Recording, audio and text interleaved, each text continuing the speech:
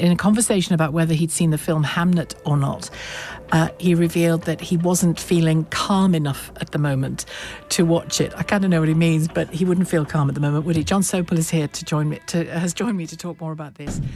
Sit with that for a moment. Not the words themselves, but the weight behind them. Because statements like this do not appear without weeks, sometimes months, of careful internal deliberation. They do not simply arrive. They are constructed, argued over, delayed, revised, and delayed again. And the fact that this one reached the public at all tells you something important. Whatever was happening inside those walls had moved beyond the point where silence was still an option. There are moments in history that arrive without warning.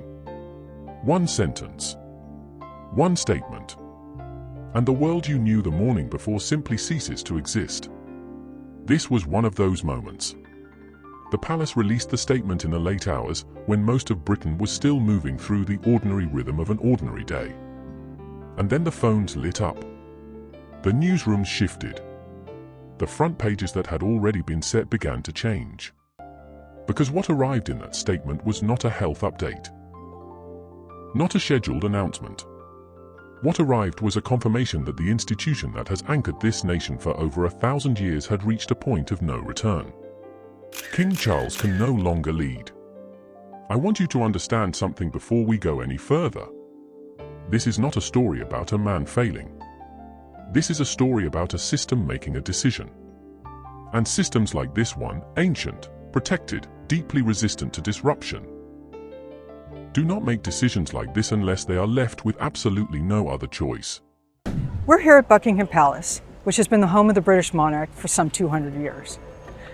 Until now. King Charles and Queen Camilla decided they're not moving back into Buckingham Palace when $369 million worth of renovation gets completed next year. Now, royal officials insist that this is going to still be Monarchy HQ.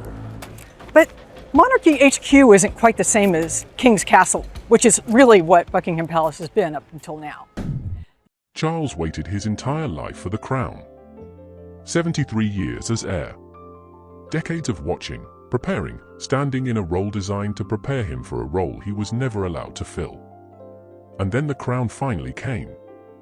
And now, inside the same institution that shaped him, the machinery that built him is executing a transition he did not choose on his own timeline. That is the story we are telling tonight. But here is the detail the headlines didn't capture. The moment this crisis became irreversible did not happen when the statement dropped. It did not happen in a press office or a public chamber. It happened behind a closed door at Windsor Castle. In a sealed room. With a pen that should have moved, and didn't. And the people in that room watched it happen. And they knew. They knew before Charles did what that stillness meant. William received the news through an aide. A quiet word in a corridor. The kind of delivery reserved for information too significant for a phone call. He had been told the transition had begun. He stood there for a moment, not moving, not speaking. Just absorbing the reality that the future he had always known was coming had just arrived ahead of schedule. Camilla had expected different language. Softer terms. A pause, perhaps. One more protective statement from the palace that would buy time and keep the world at a careful distance from the truth. What she received instead told her that the buffer she had depended on was gone. Hi viewers, do you think King Charles chose to step back, or was this decision made for him by the palace? What's remarkable is how, there have been occasions where Prince William has been out and about, he's been in radio studios and the like, and no one has said, we do need an answer to this question. Yeah. And what we know from the Prince and Princess of Wales is that they support the statement issued by the King, that icy cold statement. And then there was Anne, Princess, and stood in that room at Windsor and looked resolved when everyone else looked stunned. Not cold. Not indifferent. Resolved. Because Anne has always understood something about this institution that others have tried to soften or delay or reframe. The crown does not bend for sentiment. It never has. And when the institution reaches the edge of a decision this significant, hesitation does not protect anyone. Hesitation only deepens the damage. She was right. And she knew she was right. And the room, slowly, began to understand it too. This is what you need to hold on to as we move through this story tonight. The announcement the world received was not the beginning. It was the final visible surface of something that had been moving beneath it for much longer than the palace will ever formally confirm. The crisis did not start with a statement. It started with a silence. A sealed room. A pen that sat untouched on a document that needed signing. And a king who stared at the page that would define the final chapter of his reign and could not bring himself to move. That is where this story begins. Not with words. With the absence of them. Windsor Castle does not feel like a place where things fall apart. It feels like a place where things are held together. Thick walls. Long corridors. The kind of silence that carries the weight of centuries rather than the quiet of emptiness. It is a place designed to project permanence. Stability. The unshakable confidence of an institution that has outlasted everything history has thrown at it. Which is exactly why what happened inside one of its sealed rooms that evening was so devastating. The emergency council had been called with little public notice. The kind of gathering that does not appear on official schedules. The kind that is arranged through private channels, confirmed through careful language, and attended by people who understand, before they even sit down, that what happens in this room will not leave it in any ordinary way. These were not ceremonial figures filling ceremonial chairs. These were the people who keep the machinery running when the machinery begins to strain. The directive was placed before Charles. A formal document. The kind that carries the full legal and institutional authority of the Crown behind every word printed on it. Signing it would mean something specific. It would mean that certain powers, certain responsibilities, certain irreversible mechanisms within the palace structure would begin their transfer. It was not a symbolic gesture. It was not a formality. It was the document that, once signed, sets a sequence in motion that cannot be called back. The room waited. Charles looked at it. His hand moved toward the pen and stopped. Not dramatically. Not with visible emotion. Just a stillness. A pause that stretched past the point where pauses are still comfortable. The kind of silence that changes the air in a room. And every person sitting in that chamber felt it. Because they had all been in difficult meetings before. They had all watched difficult decisions get made inside difficult rooms. But they had never watched a moment quite like this one. A moment where the simple act of a hand not moving forward told the entire story. William was watching. He sat with the particular stillness of someone who has trained themselves not to react before they have fully understood what they are reacting to. But behind that stillness, he was reading the room with everything he had. And what he was reading confirmed what he had already begun to suspect through the private channels that had been quietly moving information toward him for weeks. Anne was watching too. And Anne's face told a completely different story. Where others in the room held expressions of concern, or careful neutrality, or the kind of professional blankness that experienced palace staff spend years perfecting, and held something else. Clarity. The specific clarity of someone who has already arrived at a conclusion and is simply waiting for the room to catch up. She had seen hesitation weaponized before. She had watched delay become damage. And she understood, with the cold precision that has always defined her relationship with this institution, that what was happening at this table could not be managed through patience. She spoke. Carefully. Directly. Her point was simple, and it landed like something heavier than an opinion. Hesitation at this level, she said, cannot remain a private matter. The institution is too visible. The stakes are too high. And the longer this particular moment remains unresolved, the more space it creates for the kind of uncertainty that the monarchy cannot afford. The room did not push back. A senior courtier reached across and quietly closed the file. Not aggressively. Not dramatically. Just a measured, deliberate movement that carried an enormous amount of meaning in a very small gesture. And then came the phrase that those present would not forget. And in a historic move, King Charles has become the first UK monarch to reveal just how much he's paid in tax. But is he tearing the heart out of the monarchy by abandoning Buckingham Palace as a royal residence? Spoken quietly, almost without emphasis, as if the weight of it needed no additional delivery.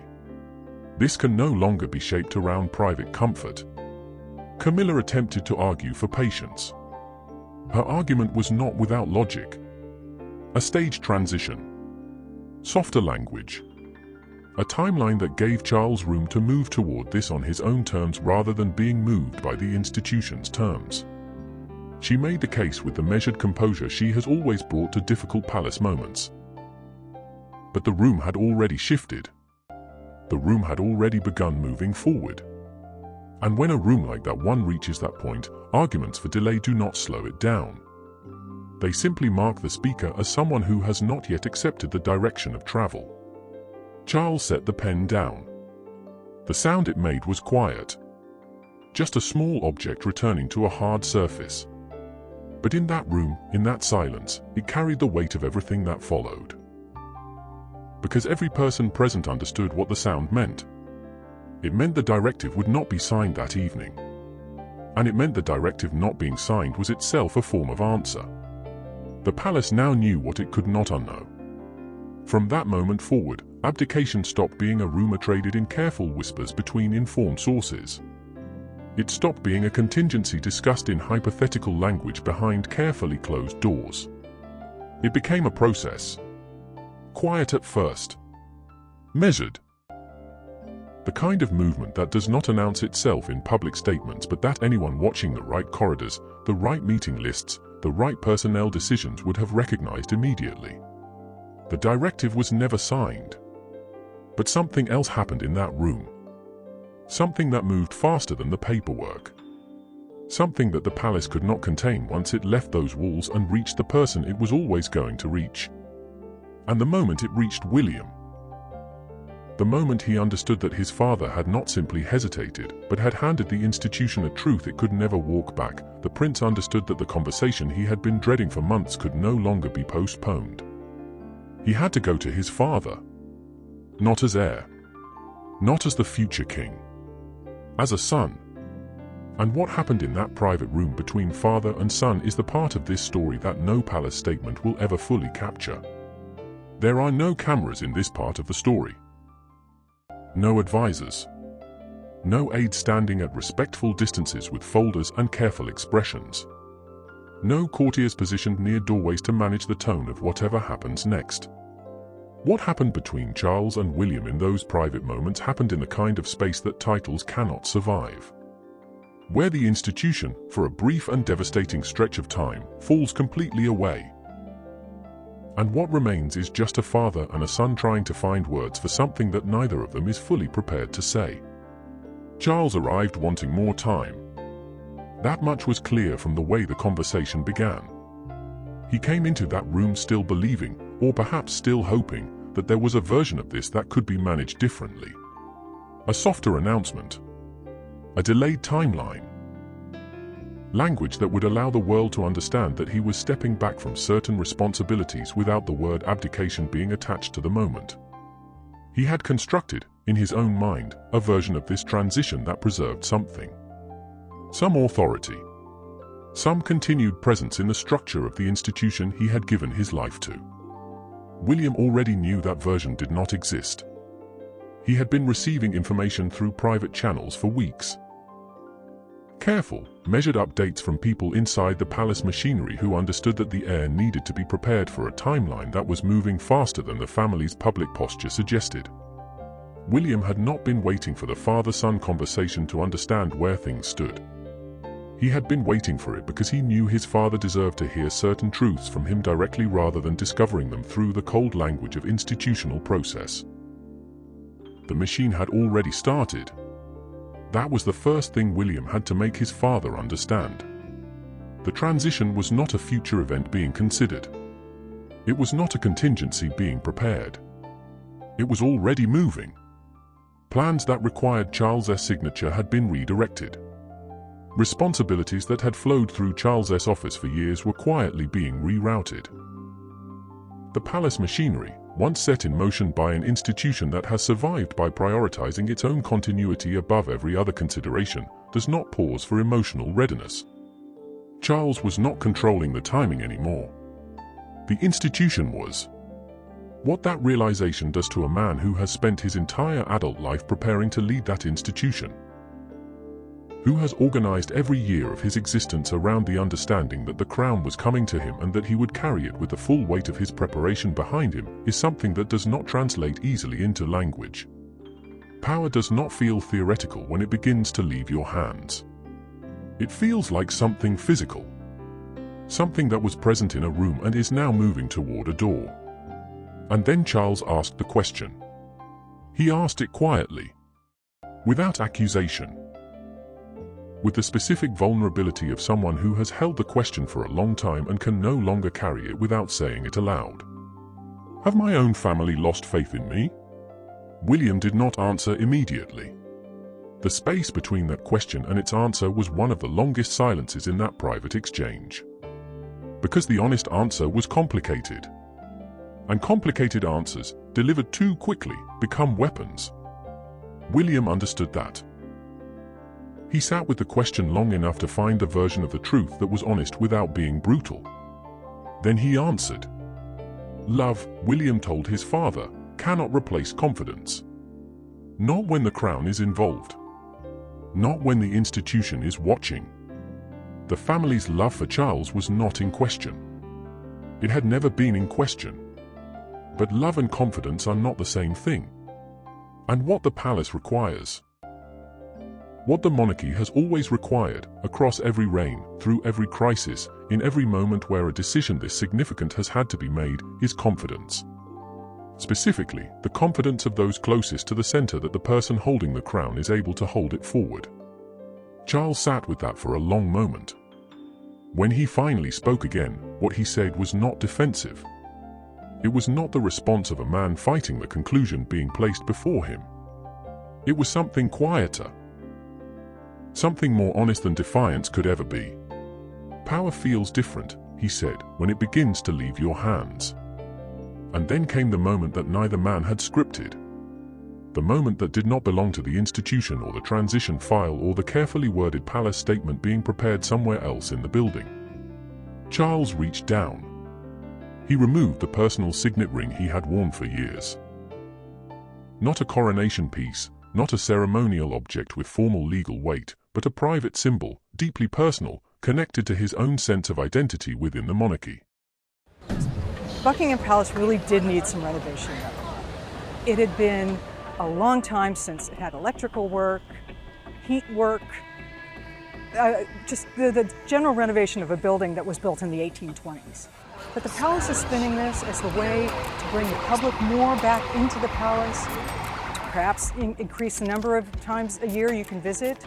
I mean, 700,000 people visited the palace last year. He placed it in William's hands. William did not put it on. He held it, carefully, with both hands. The way you hold something that carries more meaning than its weight suggests. And Charles watched him do that.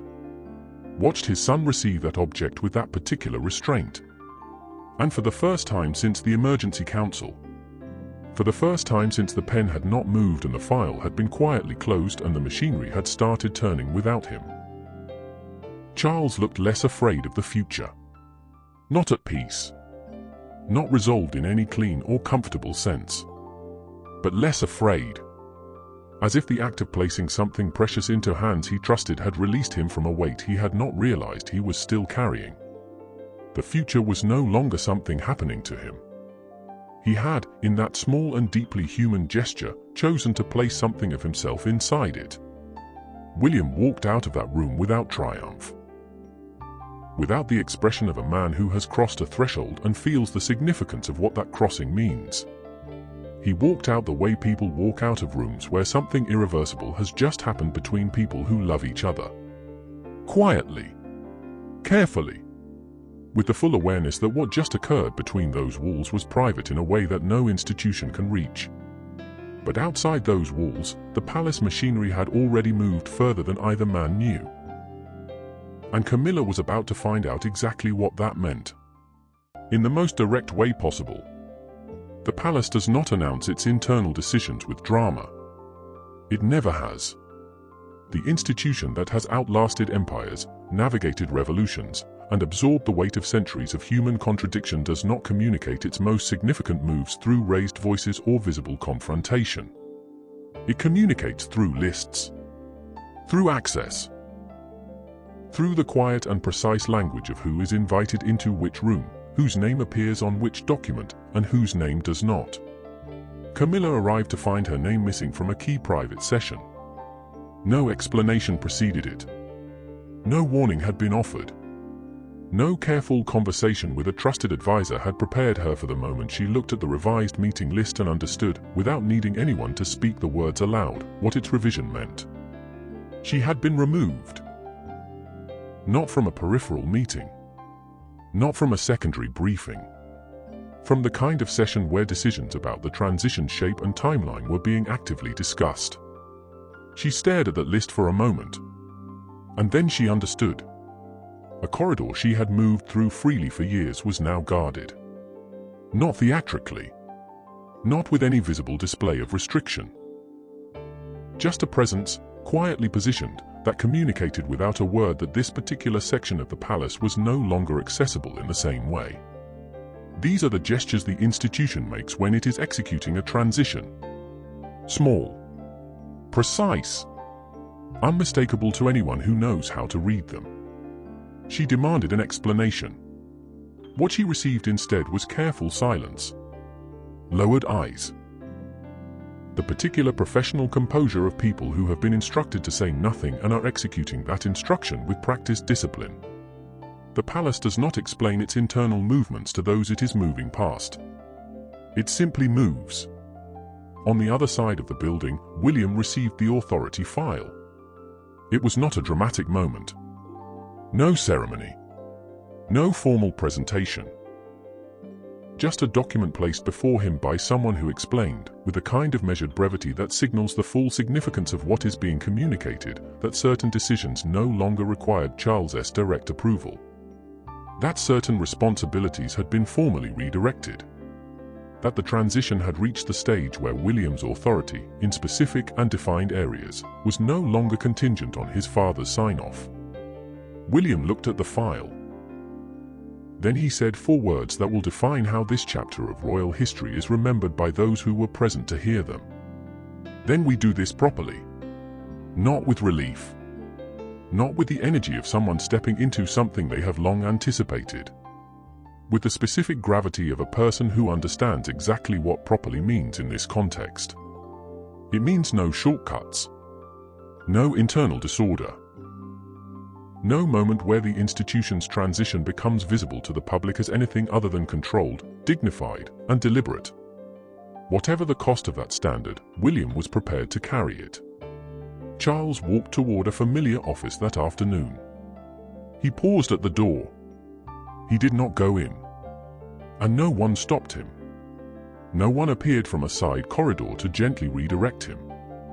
No aide materialized with a careful suggestion about where his time might be better spent. The institution did not need to block him. It had simply reorganized itself around a new center of gravity, and the office on the other side of that door was no longer part of his orbit in the way it had been for years. He turned and walked away. In a side chamber, and was in conversation with a senior palace advisor. The exchange was brief and direct in the way that exchanges always are. The point she made was simple. Loyalty to Charles, genuine, personal, deeply felt loyalty, could not be permitted to become a structural risk to the institution. The monarchy's survival has never depended on protecting individuals from consequence. It has depended on protecting the institution from the consequences of protecting individuals too long. The advisor nodded. The conversation ended. Catherine received her briefing quietly. A private meeting. Careful in its language. Specific in its content. The briefing addressed the future roles of her children. What the transition would mean for them. What the timeline looked like from the perspective of the generation that would eventually inherit what William was now beginning to formally carry. Catherine listened. She asked precise questions. She did not display visible distress. But there was a moment, reported by someone present in the room, where she paused after a particular detail was shared. The abdication had reached the next generation. It was no longer a story about Charles and William. It was a story about 3 children who would grow up in a monarchy shaped by decisions being made in these rooms right now. Catherine understood that. And the weight of that understanding sat behind her eyes for the rest of that meeting in a way that the palace's careful language could not entirely absorb. And then someone found the file. The confidential transition file. The document that detailed the internal preparations for exactly this scenario. Not a contingency file. Not a theoretical framework for a future possibility. A working document. With dates. With signatures. With the kind of specific operational detail that does not exist in a document that has never been used. The dates told a story the palace had never intended anyone to read. Preparations had begun earlier than anyone had publicly acknowledged. Earlier than the official narrative of this transition would suggest. The timeline in that file did not match the timeline the palace had been carefully presenting to the world. And the gap between those 2 timelines, between the story the institution had been telling and the story the documents revealed, was not a small one. Charles had not chosen the timing. The timing had been chosen for him. And the question was no longer whether this was an abdication. The question, the one that nobody inside those walls had yet spoken aloud in full, was whether it had already happened in everything but name long before the statement reached the public. Long before the front pages changed. Long before Britain woke up to a morning that looked like every other morning and then, very suddenly, did not. The file had answers. But it also had a name. And that name had not yet been spoken aloud. Britain woke up to it slowly. The way you wake up to news that is too large to absorb all at once. The front pages were already changed by the time most people reached for their phones. Charles in shadow. The headline. The sentence the world had not been prepared for, staring back from every screen and every newsstand with the flat certainty of something that cannot be taken back. The crowds gathered outside Buckingham Palace without being summoned. They arrived the way people arrive at moments they do not fully understand but feel compelled to witness anyway.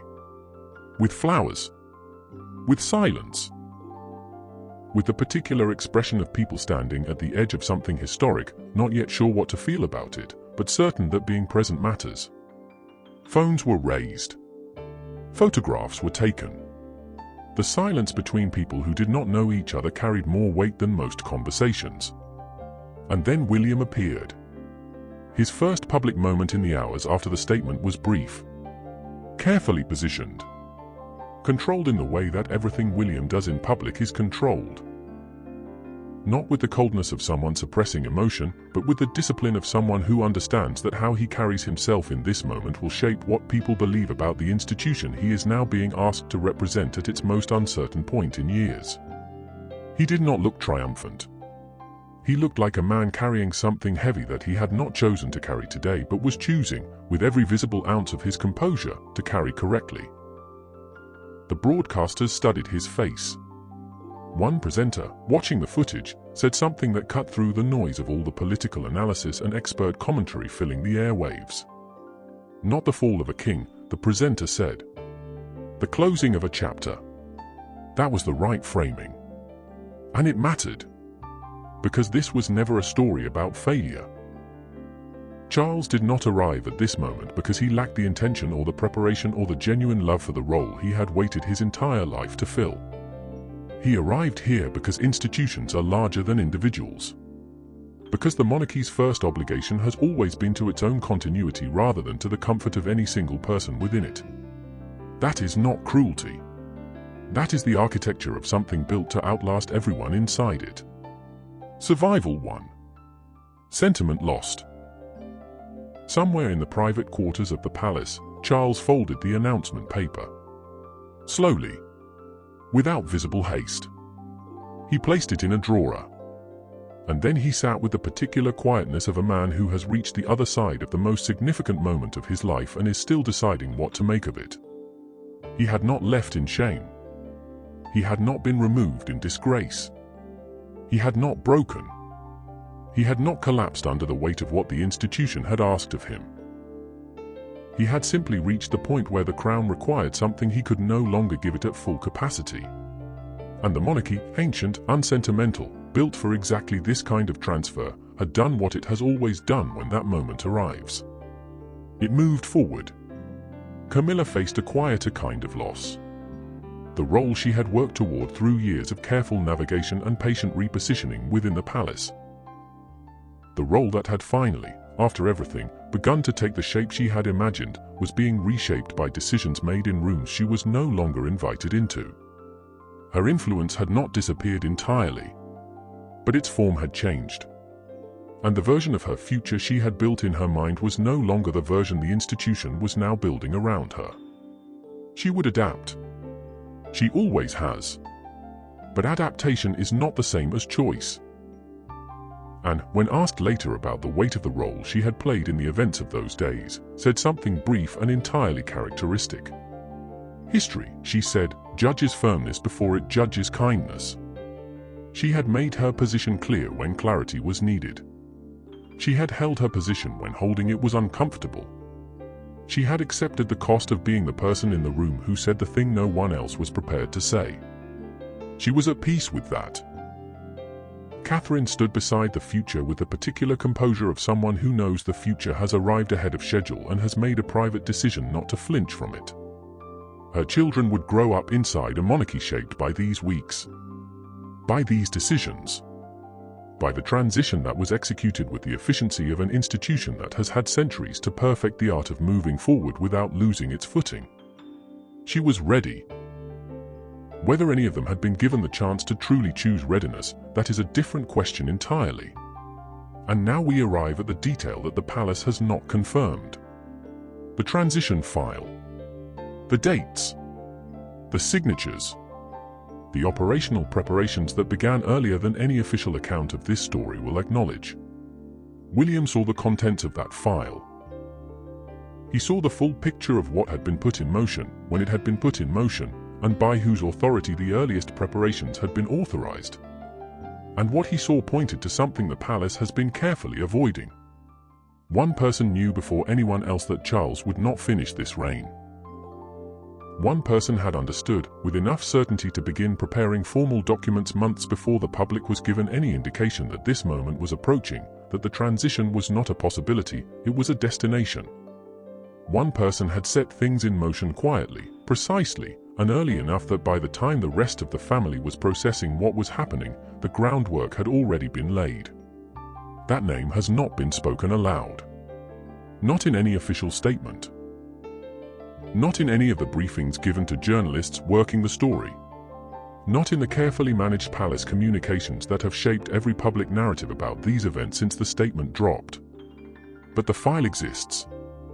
The dates are real. And the name attached to the earliest signatures on those preparation documents is a name that will change the way this entire story is understood. We know what that name is. And in our next video, we are going to tell you exactly who knew first, when they knew it, and what they did with that knowledge while the rest of the world was still waiting for a statement that those closest to the center knew was already written. Do not miss that one. Because once you hear that name, you will never look at this transition the same way again.